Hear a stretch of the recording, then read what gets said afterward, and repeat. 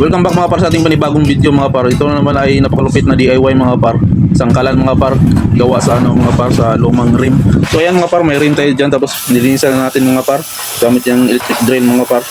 Di battery ata yan mga par. So ayan mga par, nilinisan natin ng mga mabuti mga par. Ayan mga par, linisan lang yan mga par para kumintab naman yung rim mga par, wala yung mga alikabok dyan mga par, mga taya-taya. So ayan mga par, may pinset tayo, yero, tapos ginuhitan natin pabilog mga par, tapos may dyan mga par sa gilid, apat na lalagyan ng gulong mga par para ma-move yung natin, yung kala natin mga par. So ayan, kinat na mga par gamit yung idjar mga par. Yan par, yung apat na yan mga par, yung parang tug-ikog mga par, na silbing lagayan ng mga par, ng gulong mga par. Kinisin na natin yung bawat dulo mga par para hindi tayo masugatan mga par. So ayan mga par, nilagay natin yung rim mga par, tapos ni-welding mga par, spot lang dyan mga par. Panggaling mga par, ang ganda ng idea yan mga par, pwede natin gayahin at saka i-share ito mga par para sa mga walang lutuan mga par, gamit na gamit ito mga par. Kinisan lang mga par, tapos binutasan dyan mga par sa gitna para dyan ipasok yung panggatong. So ang lupit ito mga par, tapos pinakinisan lang ulit mga par, tapos binutasan yung sa gilid mga par, yung apat, para dyan ikabit yung gulong mga par, para pwede siyang ma-move mga par. Dali lang pala nito mga par. Yan may gulong lang kinabit mga par. Sundan na natin mga par, tapos ayan na, pinintirahan na mga par. Di, mukhang bago mga par, di ba? Ang lupit nito mga par. Pwede nyo itong i-share at saka pwede nyo itong gayahin mga par. Yan may panggatong na, tapos dyan na pwede nang lutuan mga par. Di ba? Maganda pa tingnan mga par. Ayos di ba mga par? So ito mga par, pangalawa mga par, may grill tayo dito mga par, subahanan mga par. Plain sheet na naman mga par, yero na naman mga par, tapos ginuhitan, minarkahan, tapos kinat mga par. Yan mga par, kinat na naman mga par, parang pa-rectangle ito mga par. Ang lupit na naman ito. Pwede itong baliktad mga par, swing mo lang pag magsugba ka dito. Ayan, tinupi lang mga par, tapos in-spot ng welding mga par, tapos nilinisan na naman, pinakintab na naman mga par. Ayan mga par, may tubular mga par, kinat, tapos parang frame yan mga par. Diba? Pa-rectangle, tapos welding lang yung tubular mga par. So ayan mga par, pinakinis lang mga par. Tingnan natin ito mga par, diba? Ang galing mga par, ang lupit nito.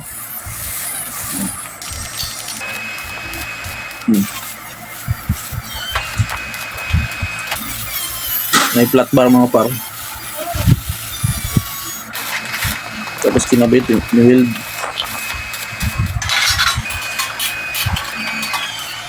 Kinabit sa tubular mga par yung yung parang subanan, yung grillan mga par, yung lagyan ng mga uling. So ayan mga par, yan ang lagayan ng steak mga par, ng mga barbecue. So ayan mga par, weld ulit. Sundan lang natin ito mga par. Ayan may ikot-ikot lang siya mga par, hindi ka mahirapan sa buhay mga par pag ganyan ang subahanan yung mga par. Diba? Parang di motor na din yan, kasi pwede siyang maikot-ikot, pero yan nga lang mga par, walang makina. May mekanismo siya dyan mga par. Yan, pwede siya automatic siya mag-flip mga par. Baliktad mga par. Diba? Ang galing.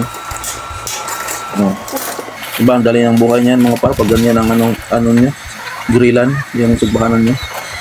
Diba? Parang automatic lang siya baliktad. So itong pinakamalupit mga par, dahil usapang na tayo dito, yung pagsusugba, pag-grill. So ang problema natin dito yung pagpa-apoy ng uling, yung charcoal.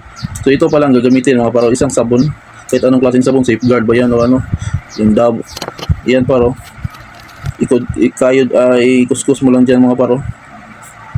Pinuhin lang yung sabon mga par, tapos lagyan yan ng kunting, ilagay yan sa buti, tapos lagyan lang ng kunting gas.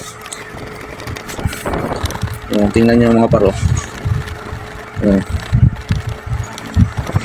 napino na yung yung sabon na pangligo yan mga par, sabon humot. Lagay yan sa ano mga par, sa buti ng ano, plastic na buti. Ayan par, oh. Tapos lagyan yan ng gas mga par. Yan ang sikreto, yan ang pinakamalupit na sikreto mga par sa pag ano, pagsindi ng pagpupapoy ng ano mga par, ng uling. Kasi yan ang problema natin, yung papoy. Ang hirap ng papoy niyan. So yan mga par, lagyan yan ng ano, ng kunting gas mga par. Yan mga par, oh. Tapos tutunawin lang yan sa kunti mga par. Sik-sik lang yan mga par, oh. Sik. Hanggang sa ano, hanggang okay na yung texture niya mga par. Yan oh, pwede na yan. So lagyan ng kunting ano, ng gas na pangsindi na ng uling mga par. Yan ang mga par, oh. May kulay na mga par. Yan ang resulta mga par, oh. Kunting ganyan, ilagay mo, sindihan mo. Ano na yung ano, uling. Apoy na yung uling mga par. Yan par, oh, may uling dyan. Kung magsusugba-sugba tayo dyan, mga grill. Kunting ano lang. So sindihan mo yan. Apoy agad mga par. So walang kahirap-hirap magpaano ng uling mga par. Magpa-apoy. Di ba? Diba ang galing mga par? Lupit dito mga par. Ang dali lang mag ano, paapoy ng uling. Maghaling ba? Maghaling. Dali lang kayo. O, kalawa. Diba mga par? Halig uling. Dali lang kayo. Siyempre mga par. Gulo natin Tagalog. Mga tayo followers ng Tagalog. So, mga par. Pwede na kapag kasubba din mga par.